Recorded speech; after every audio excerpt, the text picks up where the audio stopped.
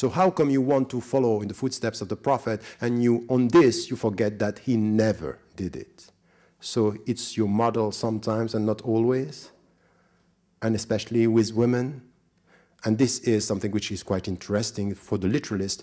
They are very, very clear in following the footsteps of the Prophet in a way which is very, very strict, except when it comes to the way he was with women. So here there is something which is reduction. And this is an intra-debate which is quite difficult. You know why? Because when you are sitting, and I want to challenge them. I want to talk to these, literalists, and I want to sit with them. I don't want to come here to please you and to forget them, because at the end of the day, they are reaching the community. They are at the grassroots level. They are doing the work.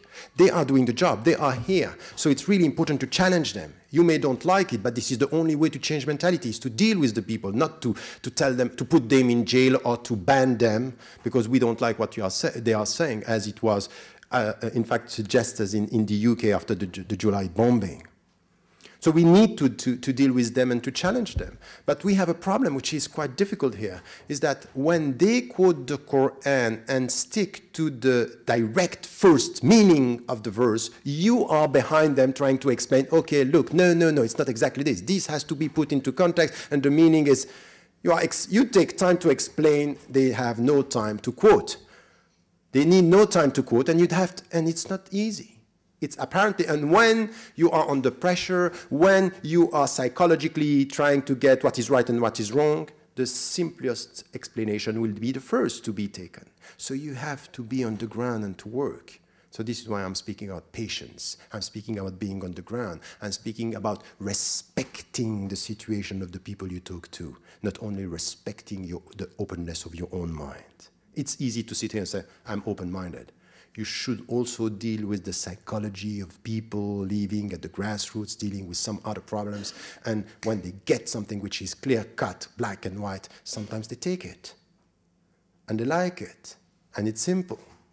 By the way, we are all like this in some moments of our life. So this is reduction. The second one is projection. And the projection here is also something which is quite important, is what I call the cultural projection.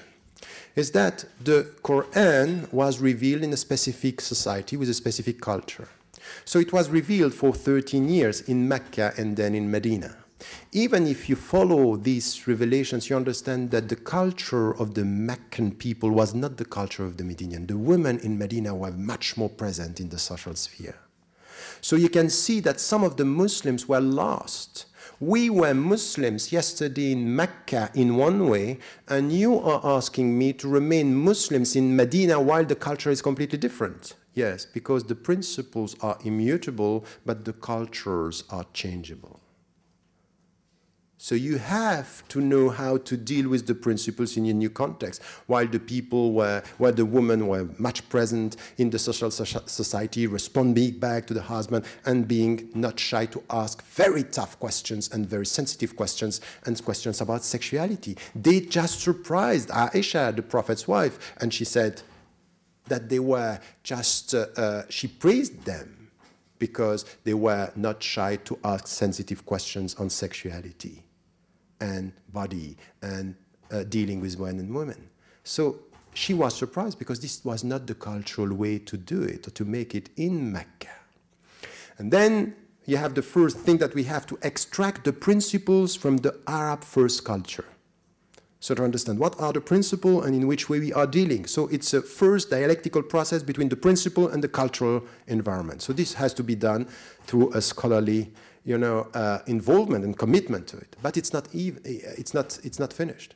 Then you have a very long tradition. And when you read some of the scholars, you understand that they themselves were in a specific culture, reading a text revealed in a specific culture. So you can see the culture of a Shafi'i, the culture of Ja'far al-Sadiq, the culture of a Tabari, in what they are reading in the text. So you have also, once again, to say, okay, look, this is his cultural projection on the text. And I have to take the principle and to remove the cultural projection. Not easy. So it's not by sitting here saying, okay, be open-minded that we are going to make it. It's a difficult project, deconstructing the first cultural dimension and the meta-cultural projection. This is it. So, reduction and projection. And this is where the two problems. So many things, we all say this, but it's not easy to explain. Many things are accepted by Muslims as Islamic that are coming from culture. But it's very difficult. I can give you an example. I went to Western Africa, and I was in Burkina Faso. Burkina Faso, minority of Muslims, 40%, even though now it's half-half almost. I was talking with people, and it was quite clear. I was in a campaign against female circumcision. Female circumcision is non-Islamic. It's non-Islamic because from the very beginning, there is in the heart of Islam. You know, when, for example, the first Muslims were coming, the companions came to the Prophet and say, can we indulge in natural contraception, the coit interrupters? He said, yes. He accepted it. Meaning by this that there is something which is quite important from the very beginning in Islam, that sexual intercourse is not only for procreation, it's also for pleasure. This was understood by the first scholars in the 8th century, saying, if a man want to do it, want to indulge into natural contraception, he has to respect one condition, to ask his wife. Because by doing this, he is removing from her two rights. The first is the right to have a child, if she wants, and the second is her right to pleasure, sexual pleasure. This was in the 8th century. Surprising, huh? When we listen to what is said today in the Muslim world. So this is something which is quite important here, which is female circumcision, having as a consequence just to remove from the body autonomy of the woman, even the sense of something which has to do with pleasure and autonomy, is against Islam. So in Burkina Faso, campaigning with Muslims, we are against, that's fine. I went to Mali, and for me it was quite clear, I'm going to say it. The whole Council of Ulama came to me before the lecture and said, Tariq, no. We are all against it. I say, why? Because in fact, it's coming from the West. It's coming from, you know, the pressure of the French countries, the European countries. They want us to be like them. So I was listening to them and say, in fact, you are selling the principle because you are resisting the politics. In fact, it's a political resistance to something that you feel as an imperialist colonization or cultural colonization, and you want to resist this. And I at one point say, I cannot follow you on that. We can't do that. I would be the first to tell you, resist anything which is coming from cultural imperialism. Have your own drinks, eat what you want to eat, have your culture, resist this, you know, because when you are in Africa, if you don't drink Coca-Cola, you don't know what to drink. This is the reality. So I am with them. I am with them. Resist. Resist with your own local, you know what, some of the women there are doing, resisting cultural colonization, that's fine. But it's not at the price of principles. So it's no.